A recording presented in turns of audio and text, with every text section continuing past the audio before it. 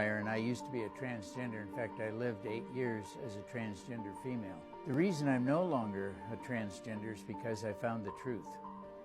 And I found out, it took me a long time to discover the truth, but I started my journey of what they call transgenderism at the age of 4 and struggled with my gender identity for most of my life, and eventually got married in my early 20s, had 2 children. I was an executive for an automobile company. I worked on the Apollo space missions as an associate design engineer on cryogenic connectors, and struggled still with my identity until I went to one of those people they call experts in gender identity. In fact, the guy I went to was the guy who authored the original Harry Benjamin International Standards of Care, so he was an expert. And so he diagnosed me with gender identity disorder or gender dysphoria and said the cure for your problems that started when you were 4 was hormone therapy and gender reassignment surgery. And so I went through the protocols and spent the 2 years between the time I was first diagnosed